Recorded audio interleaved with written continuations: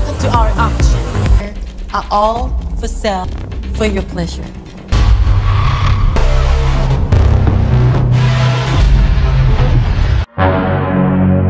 Andaikan hidup kita serba sempurna, nanti kita lupa caranya untuk bersyukur. Kesulitan bukanlah sebuah hukuman, namun adalah cara Tuhan mengajarkan arti ketangguhan. Berkisah tentang seorang gadis cantik sekaligus miskin yang diundang oleh selebgram kaya untuk kolaborasi konten demi mendapatkan uang $400.000. Namun ternyata itu cuma jebakan. Lalu tanpa kebanyakan spoiler di awal, tendang dulu tombol subscribe kalian dan selamat menonton.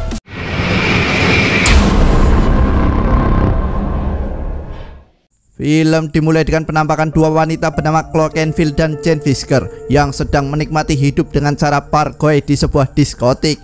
Namun di tengah keasikan mereka, Chloe tiba-tiba mendapatkan sebuah pesan bahwa dia sudah ditunggu di sebuah tempat bernama The Artemis. I have to go. Meeting at 1 in the morning. Sponsor. So you're just leaving me. Chloe yang kasihan Jane akan kesepian tanpa dirinya dengan senang hati membawa Jane menuju The Artemis, dan Chloe yang sudah dijemput memutuskan untuk segera berangkat. Beralih ke seorang wanita bernama Carissa yang setelah puas jalan-jalan dengan kudanya, dia memarkir kuda tersebut dan setelah berselfie, dia dikagetkan dengan kedatangan adiknya yang bernama Charlotte. Let me show you how to do this. See? Scene beralih manakala mereka sedang sarapan. Ayah mereka sebut saja bernama Pono yang bercerita bahwa gara-gara cedera yang dia alami, dia berhutang tagihan medis karena operasi. Namun Carissa menenangkan si Pono bahwa selalu saja ada jalan dari setiap kesulitan. I'll get a job. Charlotte has school all day. Quit school. Problem solved. Malam harinya, Carissa mencoba browsing tentang sebuah loker. Namun Charlotte tiba-tiba muncul dan membuka HP Carissa yang mendapatkan 700 like dari penggemar aplikasi Vimeo. Dan faktanya, Carissa jarang sekali posting. Charlotte menambahkan bahwa Carissa perlu mendapatkan sponsor agar sang ayah tidak perlu bekerja lagi karena cedera, dan berharap sosok Jack Mayer akan membantu Carissa karena Jack mempunyai follower terbanyak. Just get Jack to help you. I followed him for you. Night. Love you. Bye. Lalu keesokan paginya, bagaikan sebuah mimpi di mana sosok Jack memfollow Carissa. Follower Carissa juga mendadak melesat, dan yang lebih mengejutkan lagi, manakala sosok Jack mengirimkan pesan untuk mengajak collab.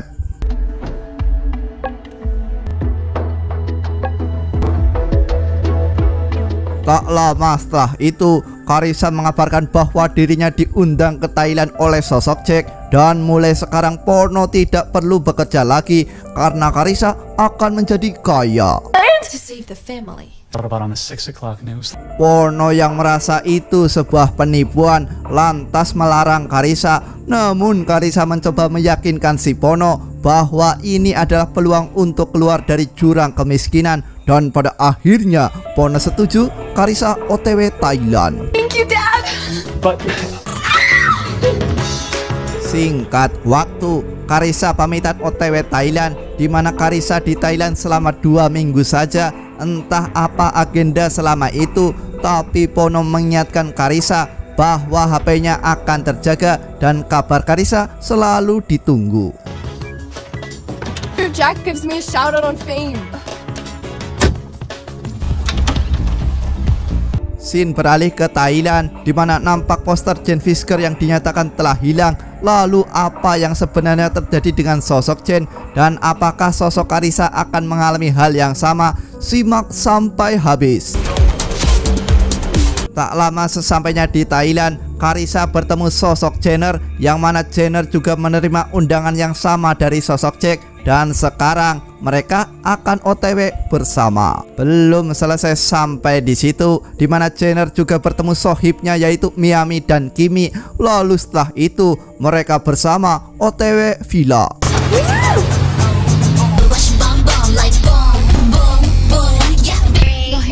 oh, you.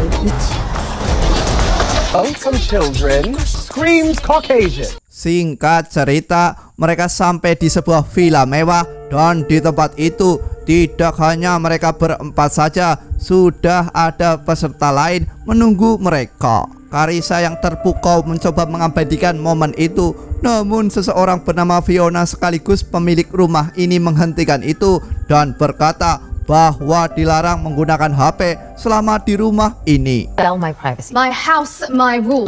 But this is business. It is also about the party.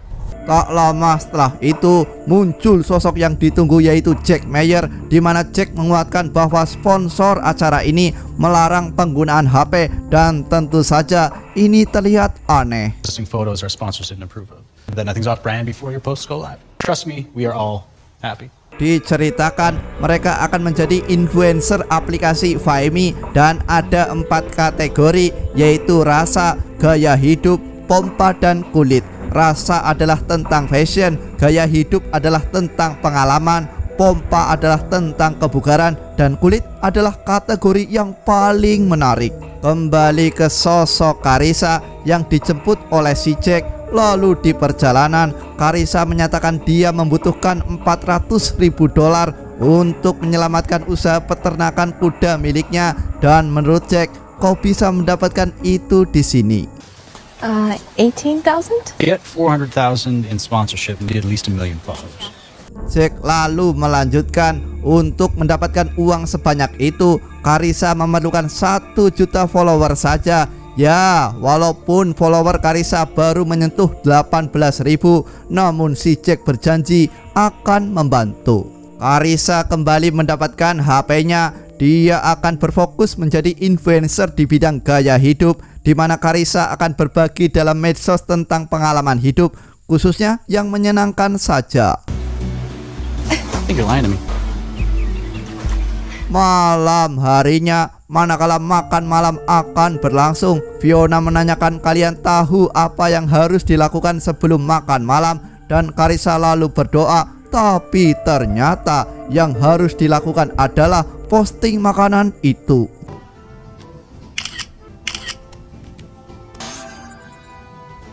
Tak lama setelah itu, Carissa nyemplung ke dalam pesta, di mana dia terpaksa meminum ciu untuk menikmati suasana, dan ternyata semua postingan mereka selama di acara ini harus disetujui oleh Fiona. Carissa yang tidak terbiasa memakai high heel mulai merasakan kesakitan, bahkan dia terpaksa kembali meminum ciu.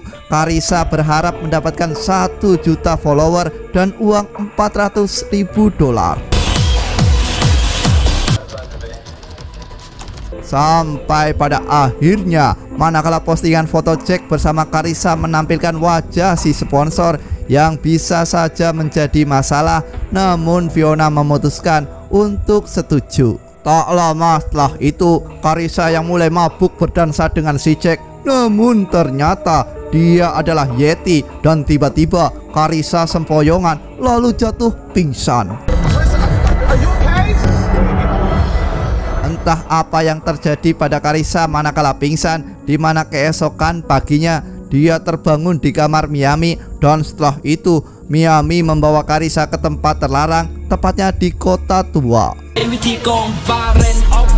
my secret spot to have the best vacuum out in Thailand. Singkat waktu, mereka sudah sampai di kota tua, di mana Jenner bercerita bahwa untuk bertahan dan bersaing sebagai influencer pompa adalah menggunakan steroid, padahal steroid yang berlebihan akan berdampak impot.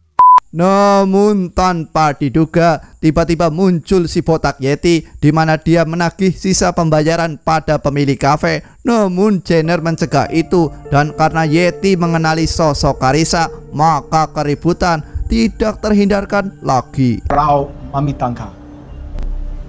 I know this girl. We danced. Oh, okay, mate. I think it's time you leave her alone. Nice knowing you, mates. Beruntung sekali, Jack yang tiba-tiba muncul menyelamatkan mereka, dan Jack tidak ingin ada keributan lagi di tempat ini. Carissa lantas berterima kasih kepada si Jack, Lalu Jack mengabarkan kabar bahagia bahwa ada sponsor baru bernama Frap, dan Carissa lantas bertanya mengapa si Jack sangat peduli pada dirinya. Us Midwesterners gotta stick together. Jack melanjutkan bahwa Faimi seperti polesan, seperti sebuah topeng, seperti sebuah pentas, itu seperti ajang orang kesepian haus validasi. Bahkan Jack sudah kebingungan apa yang bisa membuatnya happy. Tak lama setelah itu mereka kembali berkumpul, di mana mereka kedatangan sponsor yang bernama Daniel, di mana Daniel akan memilih satu di antara mereka untuk bergabung dengan kontrak fantastis $500.000. Please keep up the good work. To pick one of you to join the Frap team. $500,000 contract. Lalu pasca pengumuman selesai, Carissa didatangi oleh sosok Fiona. Dia mengatakan Jack adalah miliknya. Bahkan Fiona mengancam akan memulangkan Carissa. Namun tiba-tiba Kimmy muncul dan mengatakan bahwa mereka sudah putus. Sesampainya di dalam kamar, Carissa mendapatkan kabar dari adiknya bahwa Pono kembali nekat bekerja. Tentu hal itu akan berdampak buruk. Namun Carissa menenangkan adiknya bahwa dia akan segera pulang dan membawa uang. Hey, can I come in? Sure. Di tengah kesedihan yang teramat sangat, Miami tiba-tiba muncul dan meminta maaf. Lalu Carissa curhat bahwa alasan dia di sini adalah untuk mengangkat derajat keluarganya dari jurang kemiskinan, dan begitu juga dengan Miami. Miami yang sadar untuk mendongkrak popularitas Carissa adalah menjadi influencer jenis kulit. Carissa sangat cocok di bidang itu, dan dia yakin tak lama lagi Carissa akan mempunyai 1 juta follower.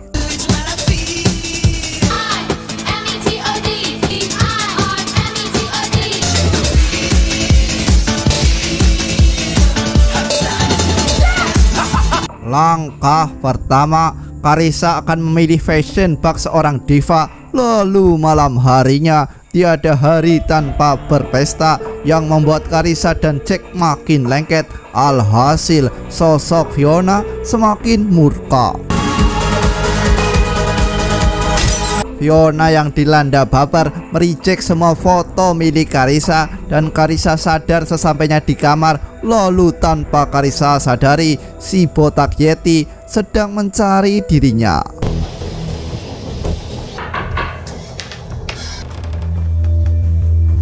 This isn't why I came here. Kembali ke Carissa yang bertemu sosok Jack. Lalu Carissa berkata bahwa panggung ini bukanlah untuknya. Namun Jack menjawab bahwa itu membuat dia menyukai Carissa. Tapi tiba-tiba alarm berbunyi sangat keras.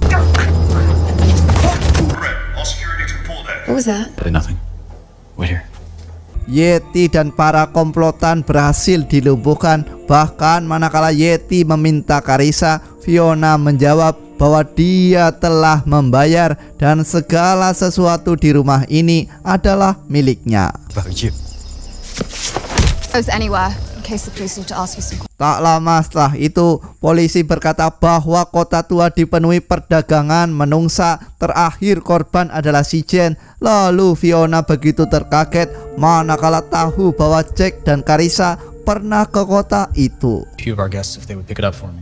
They must have followed us here. It's my fault.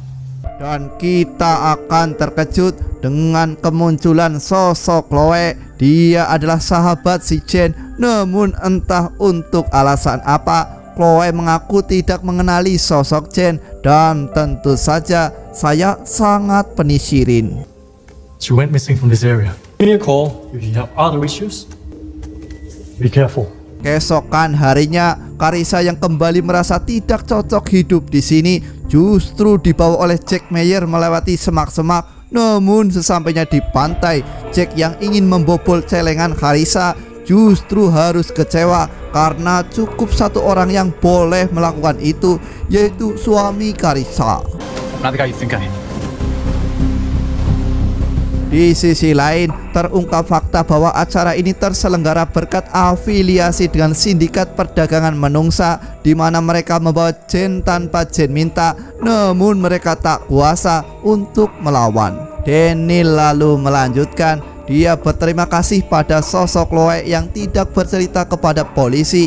Daniel juga mentransfer $100.000 untuk membuat Chloe tutup mulut. Jack yang tiba-tiba muncul memutuskan berhenti, namun Daniel menolak. Lalu terungkap fakta bahwa Jen terpaksa dijual adalah ide dari Fiona agar hutang Jack segera lunas karena Jack di masa lalu gemar main judi. Dan kali ini Daniel mentransfer $1 juta. Ini adalah kesepakatan Daniel dan Fiona, di mana Fiona akan memulai hidup baru dengan sosok Jack, dan semua peserta spesial akan dilelang, termasuk Carissa yang adalah milik Daniel. You can't just make people disappear. Have friends, fans that are gonna be looking for them. Couldn't have done this without you, Jack. Kembali ke sosok Jack yang menemui Carissa. Dia lantas bercerita awal mula semua ini, di mana saat Jack berjudi, dia kalah $4 juta dan Daniel memberi cara agar cepat lunas, mulai dengan melayani kakek Sugiono. Dan ternyata Fime adalah sebuah aplikasi medsos yang berafiliasi dengan sindikat penjual menungsa. Fiona dan Jack terpaksa menjadi mucikari Fime untuk melunasi hutang-hutangnya. Kebetulan sponsor juga setuju. Mereka lantas menyiapkan semuanya, termasuk transaksi bisnis yang diinginkan sponsor. Berhubung Daniel sudah mentransfer $1 juta, maka semua penghuni karantina akan dibawa ke Artemis untuk dijual. Namun manakala Carissa akan kabur, dia justru kepikiran untuk menyelamatkan teman-temannya. Quietly. Let's go. Wait here. Okay. Carissa hanya berhasil menemukan Jenner dan Chloe tertangkap. Namun pada akhirnya semuanya tertangkap, dan ceramah Carissa untuk membawa Fiona tersadar juga berujung kegagalan. It's not too late. It's too late for me.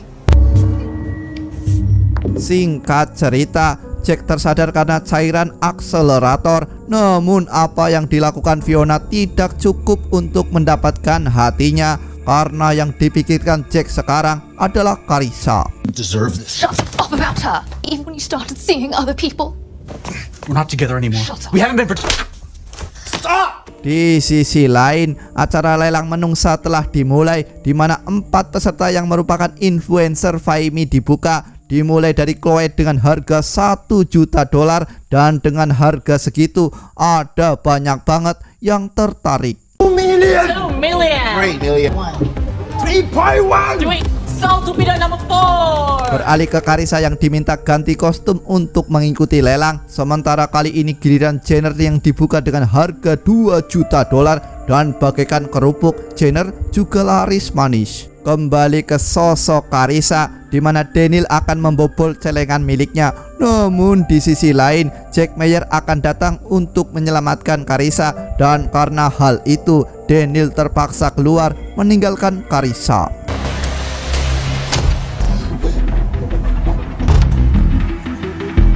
Di tengah ketakutan yang teramat sangat, Carissa mendengar pintu akan terbuka. Lalu dia menutup seseorang yang datang dengan sebuah karung, dan karena yang datang adalah Jack Mayer, mereka memutuskan untuk berpelukan.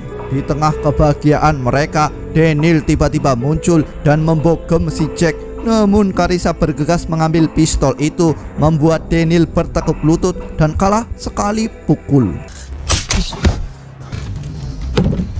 Kini Carissa berjuang seorang diri. Dia mendengar suara Miami. Lalu karena si sponsor akan menembak, Carissa refleks menembak lebih dahulu. Dan karena suara tembakan itu, Carissa kini dalam bahaya.